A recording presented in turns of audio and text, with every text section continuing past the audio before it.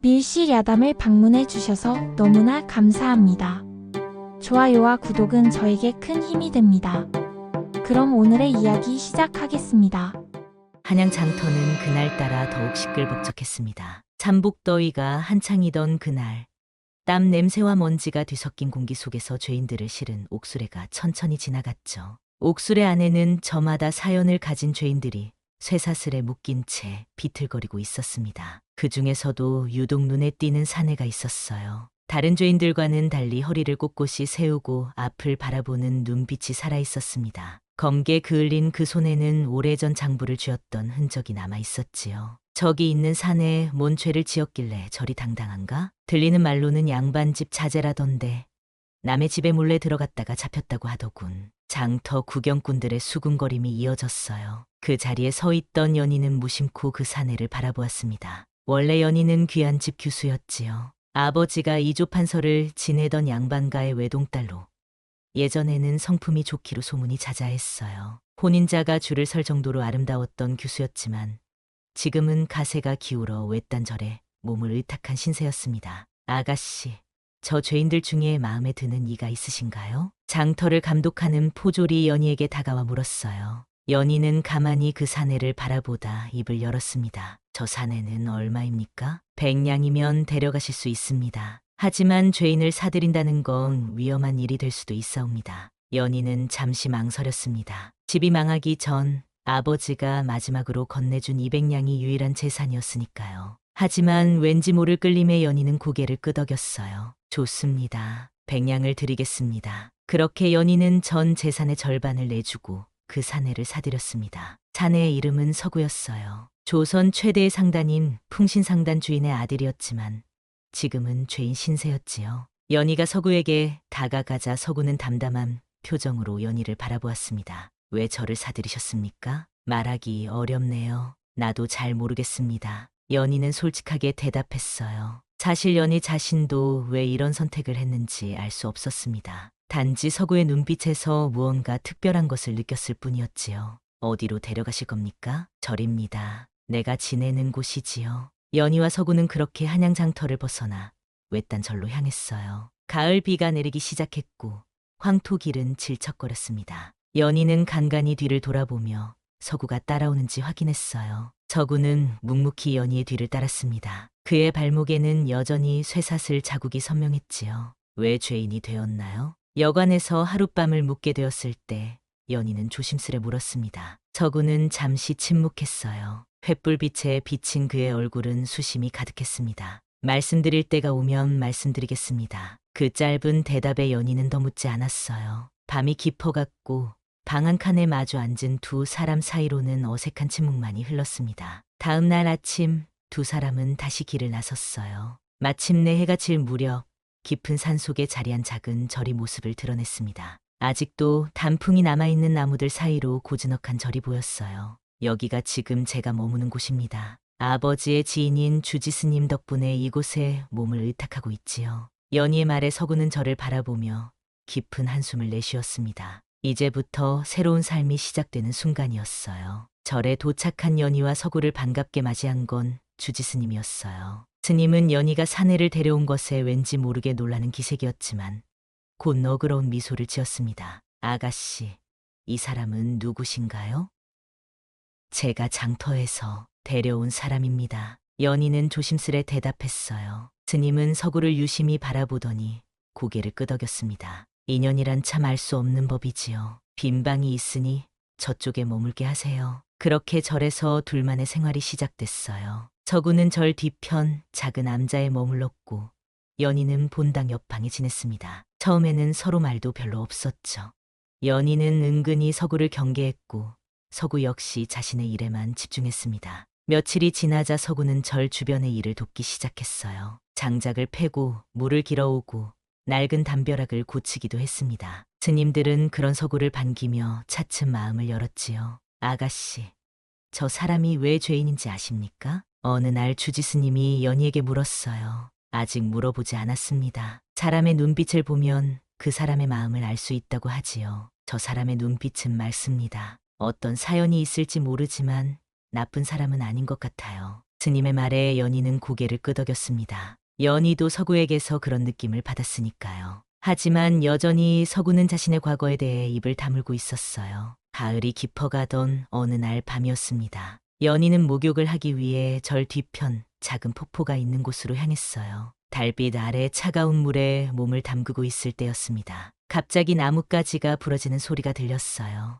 연희가 흠칫 놀라 고개를 돌리자 그곳에는 서구가 서 있었습니다. 죄송합니다.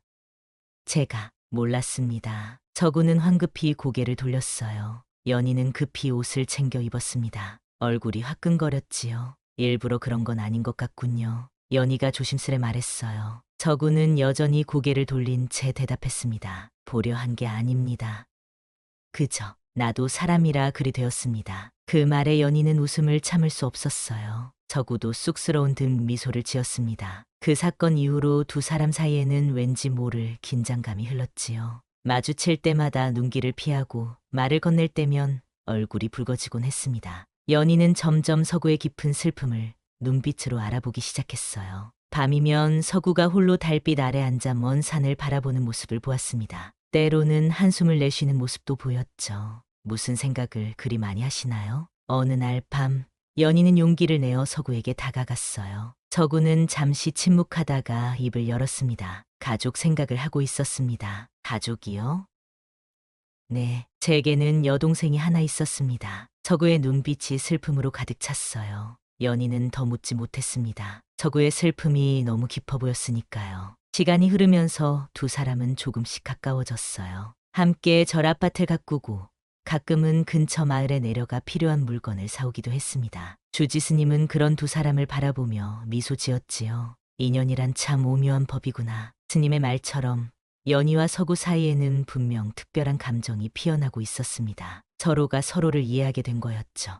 하지만 아직도 서구의 과거에 대한 비밀은 풀리지 않았어요. 연희는 때가 되면 서구가 모든 것을 말해줄 거라고 믿었습니다. 첫눈이 내리던 날이었어요. 절 마당에 하얀 눈이 소복이 쌓였고 연희와 서구는 함께 눈을 치우고 있었습니다. 서구의 손이 가끔 연희의 손과 스치면 왠지 모를 따뜻함이 느껴졌어요. 연희는 고개를 숙인 채 미소 지었습니다. 저녁 무렵 두 사람은 따뜻한 방 안에서 차를 마시며 이야기를 나누었어요. 창밖으로는 눈이 더욱 거세게 내렸습니다. 불빛에 비친 서구의 얼굴은 평소보다 더 깊은 생각에 잠긴 듯했어요. 오늘은 무슨 생각을 그리 많이 하시나요? 연희가 물었어요. 서구는 잠시 침묵하다가 입을 열었습니다. 제 이야기를 들려드려도 될까요? 연희는 조용히 고개를 끄덕였어요. 서구는 깊은 한숨을 내쉬고 이야기를 시작했습니다. 저는 풍신상단의 외아들이었습니다. 아버지는 제가 상단을 이어받기를 원하셨지요. 하지만 저는 장사보다는 책을 좋아했어요. 그래서 늘 아버지의 기대에 부응하지 못했습니다. 서구의 목소리에는 아픔이 묻어났어요. 연희는 가만히 듣고만 있었습니다. 제게는 여동생이 하나 있었어요. 이름은 설안입니다. 어머니가 돌아가신 후 제가 돌봐왔지요. 설안은 무척 아름답고 똑똑했어요. 서구의 눈에 그리움이 어렸습니다. 그는 이야기를 계속했어요. 아버지는 사업이 어려워지자 큰돈을 위해 설안을 권세가에 팔았습니다. 한양에서 손꼽히는 부자였지만 악명 높은 사람이었죠. 그 집안에서는 설안을 종처럼 부리다 온갖 나쁜 짓을 일삼았어요. 서구의 얼굴이 분노로 일그러졌어요. 연희는 서구의 손을 잡아주었습니다. 설안의 편지를 받았을 때 저는 참을 수 없었습니다. 밤에 몰래 그 집을 찾아갔어요. 하지만 설안은 이미 병들어 있었고 그 집 주인은 제 앞에서 설안을 때렸습니다. 서구의 목소리가 떨렸어요. 연희는 서구의 손을 더 꼭 잡아주었습니다. 저는 화를 참지 못했습니다. 주인을 때렸고 그 자리에서 포졸들에게 잡혔지요. 제가 양반집 자제라는 이유로 죽음은 면했지만 종신노역형을 선고받았어요. 설안은 그 자리에서 쫓겨나 어디로 갔는지 알 수 없게 되었습니다. 서구의 이야기가 끝났어요. 방 안에는 무거운 침묵만이 흘렀습니다. 연희는 서구의 슬픔을 느낄 수 있었어요. 그래서 저는 죄인으로 살고 있지만 사람이길 포기하지 않았습니다. 설안을 찾아야 한다는 생각으로 그것만이 제 삶의 이유였어요. 서구의 눈에 눈물이 맺혔습니다. 연희는 가슴이 아팠어요. 서구가 겪은 아픔이 너무나 컸기 때문이었죠. 부끄러운 이야기를 들려드려 죄송합니다. 서구가 고개를 숙였어요. 연희는 서구의 어깨에 손을 얹었습니다. 부끄러울 것 없어요. 당신은 옳은 일을 했을 뿐입니다. 서구는 놀란 듯 연희를 바라보았어요. 연희의 눈빛에는 따뜻한 이해와 공감이 담겨 있었습니다.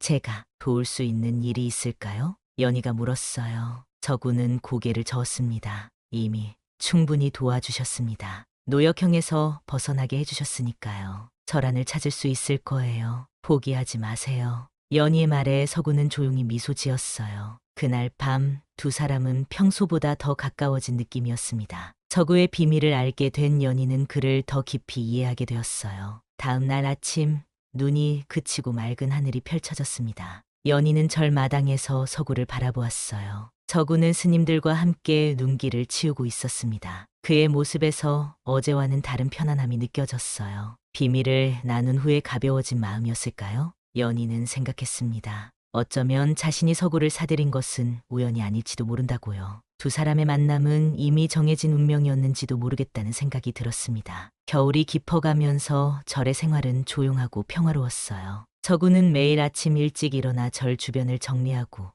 때로는 주지스님과 함께 경전을 읽기도 했습니다. 연희는 절 안에서 음식을 준비하거나 옷을 짓는 일을 도왔어요. 두 사람은 자연스럽게 서로의 존재에 익숙해져 갔습니다. 어느 날 저녁 먹구름이 몰려오고 천둥 소리가 울렸어요. 곧 굵은 빗방울이 떨어지기 시작했습니다. 연희는 빨래를 거두려 서둘러 마당으로 나갔어요. 갑자기 천둥이 크게 치면서 연희는 놀라 넘어질 뻔했습니다. 그때 서구가 연희를 붙잡아 주었어요. 괜찮으십니까? 서구의 손이 연희의 어깨를 감싸고 있었습니다. 두 사람의 눈이 마주쳤어요. 빗속에서 서구의 얼굴이 연희에게 가까이 다가왔습니다. 연희는 심장이 빠르게 뛰는 것을 느꼈어요. 네, 괜찮아요. 황급히 대답하며 연희는 몸을 떼어냈습니다. 하지만 마음속 깊은 곳에서는 이상한 감정이 일어나고 있었어요. 그날 밤 연희는 잠을 이루지 못했습니다. 비가 내리는 소리를 들으며 서구의 얼굴을 떠올렸지요. 날이 갈수록 연희의 마음은 더욱 커져갔습니다. 서구를 바라볼 때마다 가슴이 뛰고 그의 목소리를 들을 때면 얼굴이 붉어졌어요. 연희는 자신의 감정을 숨기려 했지만 그것은 쉽지 않았습니다. 봄이 시작되던 어느 날이었어요. 절 주변에 매화꽃이 피기 시작했죠. 연희는 홀로 매화나무 아래 앉아 생각에 잠겨 있었습니다. 그때 서구가 다가왔어요. 무슨 생각을 그리 깊이 하고 계십니까? 서구가 물었습니다. 연희는 고개를 들어 서구를 바라보았어요. 서구의 눈빛에서 따뜻함을 느꼈습니다. 그대에 대해 생각하고 있었어요. 연희의 솔직한 대답에 서구는 잠시 말을 잃었어요. 연희는 용기를 내어 계속 말했습니다. 처음 만났을 때부터 그대의 눈빛이 특별하게 느껴졌어요. 그래서 백냥을 주고 그대를 데려온 거예요. 그대를 구하고 싶었던 거죠. 연희의 말에 서구의 눈빛이 달라졌어요. 그의 눈에는 깊은 감동이 어려 있었습니다. 저는 아가씨의 은혜를 어떻게 갚아야 할지 모르겠습니다. 은혜라 생각하지 마세요. 그저 우리의 만남이 운명이라고 생각해요. 연희의 말에 서구는 조심스레 연희의 손을 잡았습니다. 두 사람의 손이 맞닿은 순간 연희는 온몸에 전율이 일어나는 것을 느꼈어요. 제 마음을 고백해도 될까요? 서구가 조용히 물었습니다. 연희는 고개를 끄덕였어요. 서구는 깊은 숨을 내쉬고 말했습니다. 저는 아가씨를 사랑합니다. 하지만 저 같은 죄인이 감히 이런 마음을 품는 것이 옳은지 모르겠습니다. 서구의 진심 어린 고백에 연희의 눈에 눈물이 고였어요. 연희는 자신도 모르게 서구를 끌어안았습니다. 그대를 구하고 싶었소. 그 말과 함께 연희의 입술이 서구의 입술에 가볍게 닿았어요. 매화 향기가 두 사람을 감쌌습니다. 서구는 연희를 조심스럽게 안아주었어요. 그 순간 두 사람은 세상의 모든 걱정을 잊었습니다. 그날 밤 두 사람은 함께 별을 보며 이야기를 나누었어요. 서구는 어린 시절 꿈꿨던 미래에 대해 말했고 연희는 자신의 가족에 대한 추억을 나누었습니다. 금기된 신분, 넘지 말아야 할 경계가 있었지만 두 사람의 마음은 이미 하나로 이어져 있었어요. 앞으로 어떻게 될까요? 연희가 물었습니다. 서구는 연희의 손을 꼭 잡았어요. 모르겠습니다. 하지만 아가씨와 함께라면 어떤 미래도 두렵지 않습니다. 서구의 말에 연희는 미소 지었어요. 두 사람은 서로의 상처를 어루만지며 점점 더 깊이 엮여갔습니다. 서로에게 의지하고 서로를 이해하며 서로를 사랑하는 마음이 커져갔어요. 봄이 깊어가면서 두 사람의 사랑도 더욱 깊어졌습니다. 주지스님은 그런 두 사람을 바라보며 미소 지었어요. 스님은 두 사람의 인연이 깊다는 것을 알고 있었습니다. 봄비가 내리던 어느 날이었어요. 연희는 서구와 함께 근처 마을에 필요한 물건을 사러 나갔습니다. 장터는 사람들로 북적였지요. 두 사람은 손을 맞잡고 장터를 둘러보며 즐거운 시간을 보냈어요. 그때였습니다. 한쪽 구석에서 누군가가 쓰러져 있는 모습이 보였어요. 사람들은 그저 지나칠 뿐이었습니다. 서구는 무심코 그쪽을 바라보다가 갑자기 얼굴이 창백해졌지요. 저란이다. 서구의 떨리는 목소리에 연희도 그쪽을 바라보았어요. 거지꼴로 쓰러져 있는 여인은 분명 누군가를 기다리는 듯했습니다. 서구는 황급히 그 여인에게 달려갔어요. 설하나, 설하나. 서구가 여인을 부르자 여인은 천천히 고개를 들었습니다. 초점 없는 눈빛으로 서구를 바라보던 여인의 눈에 눈물이 흘렀어요. 오빠, 그 한마디와 함께 여인은 서구의 품에 안겼습니다. 서구의 눈에서도 눈물이 흘렀어요. 오랜 세월 찾아 헤매던 여동생을 드디어 만난 것이었습니다. 어떻게 된 거니? 어디가 아프니? 서구가 물었어요. 설하는 기침을 하며 간신히 대답했습니다. 그 집에서 도망쳤어요. 오빠가 잡혀간 후로 더 심해졌거든요. 그래서 겨우 탈출해서 오빠를 찾아 한양까지 왔어요. 설하의 모습은 말이 아니었습니다. 온몸에 상처가 있었고 얼굴은 창백했어요. 분명 병을 얻은 듯했습니다. 연희는 서구의 어깨에 손을 얹었어요. 빨리 절로 데려가야 합니다. 상태가 심각해 보여요. 서구는 설한을 안고 일어섰습니다. 세 사람은 서둘러 절로 돌아왔어요. 주지스님은 설한의 상태를 보고 놀라며 약초를 준비했습니다. 열이 심하게 올랐군요. 우선 열부터 내려야 합니다. 스님의 말에 연희는 서둘러 약을 다리기 시작했어요. 서구는 설한의 손을 잡고 옆에서 떠나지 않았습니다. 서구의 얼굴에는 걱정과 안도가 뒤섞여 있었어요.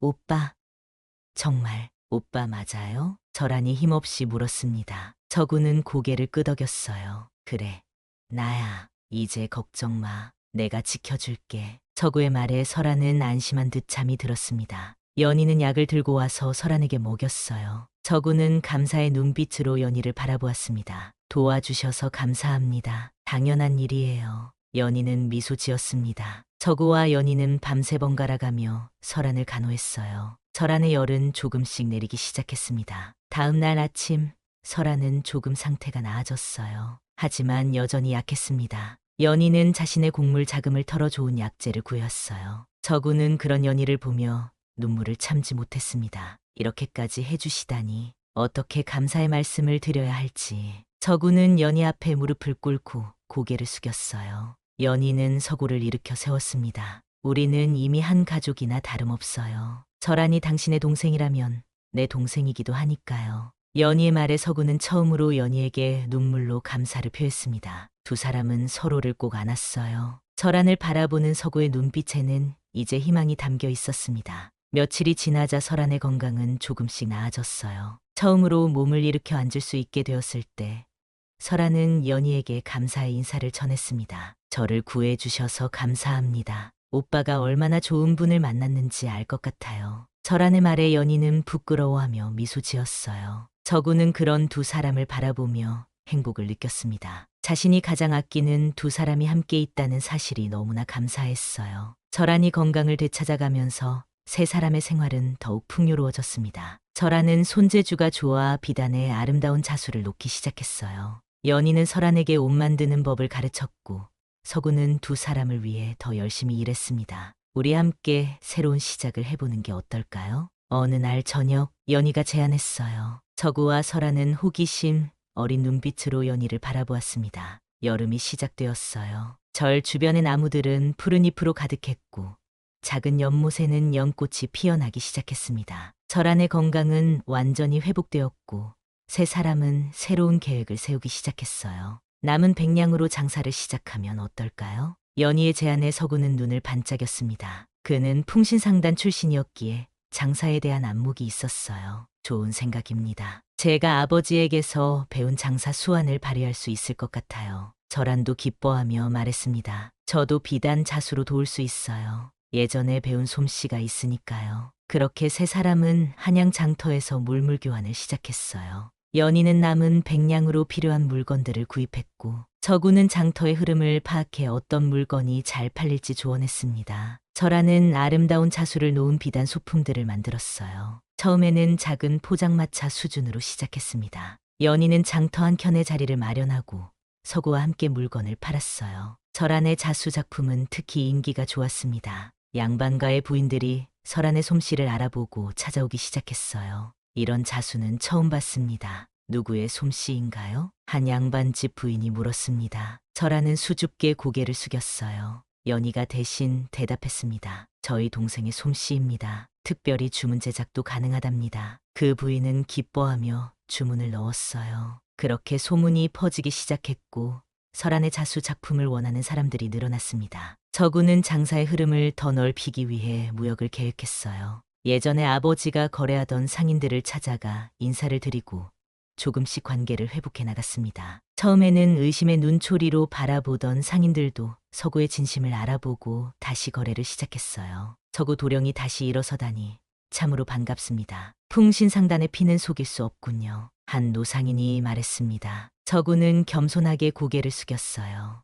모두 연희 아가씨 덕분입니다. 제게 새 삶을 주신 은인이십니다. 세 사람의 노력은 차츰 결실을 맺기 시작했어요. 작은 포장마차에서 시작한 장사는 이제 한양에서 소문난 가게가 되었습니다. 사람들은 이 가게를 찾아 먼 곳에서도 왔어요. 설안의 자수 작품은 한양 최고의 솜씨로 인정받았고 서구의 장사 수완은 예전의 명성을 되찾아갔습니다. 연희는 두 사람이 자신의 재능을 펼치는 모습을 보며 행복했어요. 백냥으로 시작한 인연이 이렇게 큰 결실을 맺을 줄은 생각하지 못했습니다. 피는 물보다 진하고 마음은 돈보다 깊다더니 정말 그런 것 같아요. 어느 날 저녁 연희가 말했습니다. 저구와 설아는 그 말에 공감하며 고개를 끄덕였어요. 아가씨가 아니었다면 저와 설안이 이렇게 행복할 수 없었을 거예요. 저구의 말에 연희는 미소 지었습니다. 세 사람은 점점 작지만 따뜻한 가족처럼 변해갔어요. 서로 의지하고 서로 도우며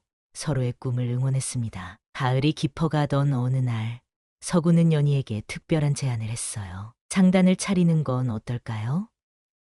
이제 우리의 장사가 많이 커졌으니 정식으로 상단을 세우는 거죠. 연희는 기쁜 마음으로 동의했습니다. 설안도 한바구음을 지었어요. 그렇다면 상단의 이름은 무엇으로 할까요? 연희가 물었습니다. 저구는 잠시 생각하더니 제안했어요. 백냥으로 시작된 인연이니 백연상단은 어떨까요? 백냥의 백과 아가씨 이름에 연을 따서요. 연희는 감동한 표정으로 고개를 끄덕였습니다. 설안도 기뻐하며 박수를 쳤어요. 정말 좋은 이름이에요. 백냥의 인연이 이렇게 큰 꿈으로 이어지다니 정말 놀랍네요. 그렇게 백연상단의 꿈이 시작되었습니다. 세 사람은 더 큰 꿈을 위해 밤낮으로 열심히 일했어요. 저구는 무역 경로를 확장하고 설아는 더 많은 비단 작품을 만들었으며 연희는 전체적인 살림을 총괄했습니다. 백연상단의 소문은 점점 더 퍼져나갔어요. 사람들은 말했습니다. 풍신상단의 후계자가 새로운 상단을 열었다더군. 그 상단의 비단은 정말 아름답다고 하더라. 모든 것이 백냥에서 시작되었다는 이야기도 있어. 이듬해 봄, 백연상단은 공식적으로 문을 열었습니다. 한양에서도 좋은 위치에 자리를 잡았어요. 저구는 연희의 도움으로 관아에 청원을 넣어 공식적으로 신분을 회복했고 이제는 당당히 상인으로서 활동할 수 있게 되었습니다. 이 모든 것이 아가씨 덕분입니다. 저구는 언제나 연희에게 감사를 표했어요. 연희는 그런 서구를 바라보며 미소 지었습니다. 우리 함께 이루어낸 일이에요. 백연상단의 개업식은 성대하게 열렸어요. 한양의 많은 상인들과 양반들이 찾아와 축하를 건넸습니다. 설안의 자수 작품은 전시회처럼 진열되었고 사람들은 그 아름다움에 감탄했어요. 이런 솜씨는 처음 봤소. 정말 대단하오. 왕실의 진상에도 될 만한 수준이로구려. 사람들의 칭찬에 설아는 수줍게 미소 지었습니다. 그녀의 작품은 이제 한양을 넘어 전국에서 찾는 보물이 되었어요. 백연상단은 단순한 상단을 넘어 더 많은 일을 시작했습니다. 저구는 배를 구입해 외국과의 무역을 확장했고 연희는 상단 옆에 작은 서당을 열어 가난한 아이들을 가르치기 시작했어요. 설아는 자신처럼 어려움에 처한 여성들에게 자수를 가르치며 자립할 수 있도록 도왔습니다. 우리가 받은 행복을 다른 이들과 나누고 싶어요. 연희의 말에 서구와 설아는 깊이 공감했어요. 세 사람은 자신들이 겪었던 어려움을 기억하며 어려운 이웃들을 돕기 위해 노력했습니다. 백연상단은 곧 한양에서 가장 신뢰받는 상단 중 하나가 되었어요. 정직한 거래와 질 좋은 물건, 그리고 따뜻한 마음씨로 사람들의 사랑을 받았습니다. 절안의 비단 예술품은 이제 왕실에서도 찾는 명품이 되었어요. 절안의 비단을 왕비마마께서 보고 싶어 하신다는 소식이 왔습니다. 어느 날 궁궐의 사자가 찾아왔어요. 절안은 놀라며 연희와 서구를 바라보았습니다. 서구는 자랑스러운 표정으로 설안의 어깨를 토닥였어요. 내 재능이 마침내 인정받는구나. 절안은 왕비를 위한 특별한 작품을 만들기 시작했습니다. 밤낮으로 정성을 다해 수를 놓았어요. 마침내 완성된 작품은 그야말로 예술이었습니다. 연꽃이 피어나는 연목과 그 위로 날아오르는 학을 수놓은 비단은 보는 이의 마음을 사로잡았어요. 왕비는 설안의 작품에 크게 감동했고 설안에게 궁중 비단 장인의 자리를 제안했습니다. 하지만 설안은 정중히 거절했어요. 감사합니다만 저는 제 가족과 함께 백연상단에서 일하고 싶습니다. 절안의 결정에 연희와 서구는 감동했습니다. 세 사람의 유대는 더욱 깊어졌어요. 세월이 흐르면서 백연상단의 이름은 더욱 널리 알려졌습니다. 사람들은 백연상단의 이야기를 전설처럼 전했어요. 백냥으로 시작된 이야기라지? 그래,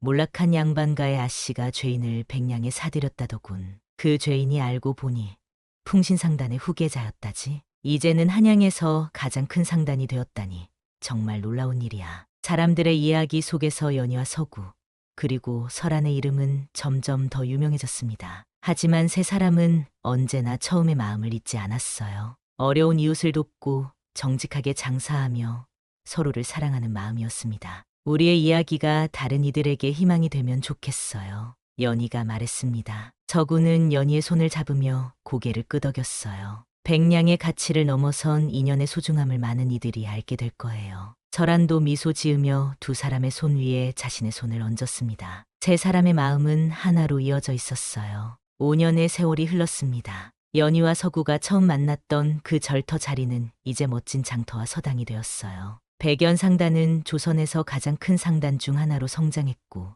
수많은 사람들에게 일자리를 제공했습니다. 절안의 비단 학교에서는 수많은 여인들이 자수를 배워 자립의 길을 찾았어요. 어느 가을날 백연상단의 10주년을 맞아 큰 잔치가 열렸습니다. 한양에 많은 사람들이 모여 축하했어요. 연희와 서구는 이제 부부가 되어 두 아이의 부모가 되었고 설아는 한 상인과 혼인하여 행복한 가정을 이루었습니다. 잔치 중에 서구는 모두 앞에 나서서 이야기를 시작했어요. 오늘 이 자리에 함께해 주신 모든 분들께 감사드립니다. 10년 전 저는 죄인의 신세로 옥술에 실려 있었습니다. 그때 연희 아가씨가 저를 백냥에 사들이셨지요. 사람들은 서구의 이야기에 귀를 기울였습니다. 그의 목소리에는 깊은 감동이 묻어났어요. 그 백냥이 저와 제 동생의 인생을 다시 태어나게 했습니다. 백냥의 가치는 돈 그 이상이었습니다. 사람의 마음을 알아보는 눈, 그리고 그 마음을 믿고 함께 걸어가는 용기였지요. 서구의 말에 많은 사람들이 감동하여 고개를 끄덕였어요.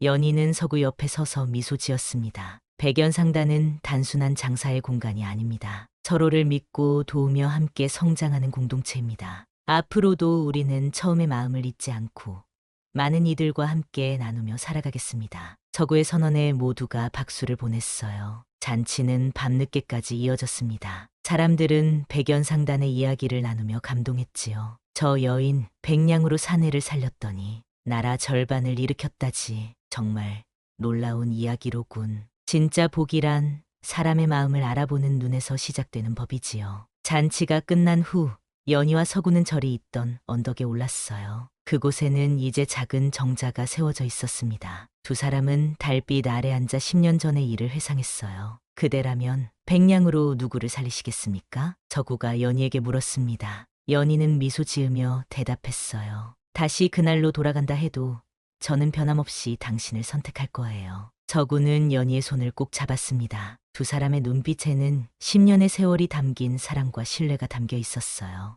백냥의 가치를 넘어선 건 당신의 마음이었습니다. 저를 믿어준 그 마음이 저를 다시 태어나게 했지요. 서구의 말에 연희는 고개를 끄덕였습니다. 그들의 사랑은 세월이 흘러도 변함없이 깊어만 갔어요. 절안도 아이들을 데리고 언덕에 올라왔습니다. 세 가족은 달빛 아래 앉아 이야기를 나누었어요. 아이들은 부모들의 이야기를 들으며 눈을 반짝였습니다. 엄마, 정말 아빠를 백냥에 사셨어요? 그래, 그건 내가 한 가장 현명한 투자였단다. 아이들은 웃으며 박수쳤어요. 그들에게는 그저 재미있는 이야기였지만 어른들에게는 인생을 바꾼 소중한 기억이었습니다. 밤이 깊어가는 가운데 서구는 연희와 설안에게 새로운 계획을 이야기했어요. 우리의 이야기를 책으로 남기고 싶습니다. 백냥으로 시작된 운명적인 만남, 그리고 그 이후의 이야기를 많은 사람들에게 희망이 되는 이야기로 남기고 싶어요. 연희와 설아는 기쁘게 동의했습니다. 그들의 이야기는 분명 많은 이들에게 용기와 희망을 줄 수 있을 테니까요. 세월이 더 흘러